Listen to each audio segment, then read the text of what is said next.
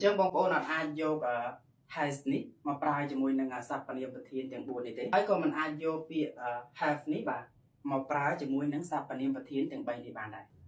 ជំរាបសួរបងប្អូនទាំងអស់គ្នាថ្ងៃនេះខ្ញុំចង់ចែករំលែកអំពី have ហើយនឹង has បាទហើយ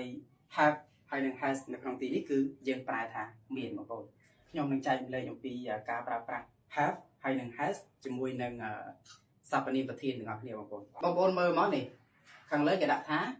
usage with subject pronouns បាទការប្រើប្រាស់ have ហើយនឹង has នេះជាមួយនឹង subject pronoun subject pronoun យើងប្រែថាសព្វនាមប្រធានបងប្អូនបាទហើយសព្វនាមប្រធានគឺមានចំនួន7បាទមាន I មាន you មាន we មាន they ហើយនឹង he she it បងប្អូនមើលមកគឺខ្ញុំបាញ់សញ្ញាព្រួយឲ្យបងប្អូនងាយស្រួលចំណាំបាទ have គឺយើងប្រើជាមួយនឹងសព្វនាមប្រធានទាំង4នេះ I have បងប្អូនមើល you have we have they have បាទអញ្ចឹងបងប្អូនមើលចំពោះ has បាទចំពោះ has វិញគឺយើងប្រើជាមួយនឹងសព្វនាមប្រធាន3បាទមាន he she ហើយនឹង it បាទ he has she has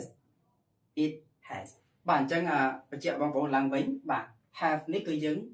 ប្រើជាមួយនឹងសព្វនាមប្រធានទាំង4នេះបាទ I you we they ហើយចំពោះ has គឺយើងប្រើជាមួយនឹងសព្វនាមប្រធានបាទទាំង3នេះគឺ he she ហើយនឹង it បាទអញ្ចឹងបងប្អូនទៅមើលនៅក្នុងប្រយោគជាក់ស្ដែងទាំងអស់គ្នាបាទអញ្ចឹងបងប្អូនមើលមកនេះបាទដូចខ្ញុំបញ្យល់បងប្អូនពីខាងដើម have នេះគឺយើងប្រើជាមួយនឹងសព្វនាមប្រធានទាំង4នេះបាទមាន I you we ហើយនឹង they ចុះបងប្អូនមកមើលប្រយោគឧទាហរណ៍របស់យើងទាំងអស់គ្នា I បាទ I have a book បាទ I have a book ខ្ញុំមានសៀវភៅបាទខ្ញុំមានសៀវភៅមួយក្បាល you បាទ you have a good idea បាទ you have a good idea បាទអ្នកឯងមានគំនិតល្អ we ក៏យើងប្រើជាមួយនឹង have ដែរបាទ we have a great time បាទ we have a great time បាទពួកយើងមានពេលវេលាដ៏រីករាយប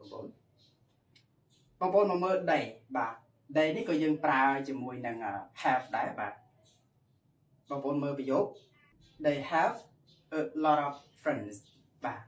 ពួកគេមានមិត្តភ័ក្តិច្រើនតោះចុះបងប្អូនបន្តមកមើលយើងប្រើប្រាស់ has ជាមួយនឹងសព្វនាមប្រធាន3នេះបាទ he she it ហើយបងប្អូនមកមើលប្រយោគទាំងអស់គ្នាបាទ he has a big company បាទគាត់មានក្រុមហ៊ុនដ៏ធំមួយ she has a modern car បាទនាងមានឡានទំនើបមួយបាទចំណែកឯ it ក៏យើងប្រើជាមួយនឹង has ដែរបងប្អូនមើលនៅក្នុងប្រយោគបាទ it has no relation to me បាទវាមិនមានទំនាក់ទំនងជាមួយខ្ញុំទេឬក៏បងប្អូនអាចប្រែឲ្យស្រួលស្ដាប់ថារឿងរ៉ាវហ្នឹងគឺអត់ពាក់ព័ន្ធមួយខ្ញុំទេបាទបញ្ជាក់បងប្អូនជាចុងក្រោយសព្វនាមប្រធានទាំង4នេះមាន I you we they បាទគឺយើងប្រើជាមួយនឹង have អញ្ចឹងបងប្អូនចាំទៅហើយចំពោះ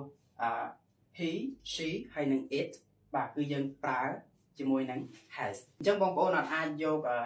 has នេះមកប្រើជាមួយនឹងសព្វនាមប្រធានទាំង4នេះទេបាទហើយក៏មិនអាចយកពាក្យ have នេះបាទមកប្រើជាមួយនឹងសព្វនាមប្រធានទាំង3នេះបានដែរបាទអញ្ចឹងបងប្អូនគាត់ណាកត់សម្គាល់ហើយនឹងចំណាំទៅថា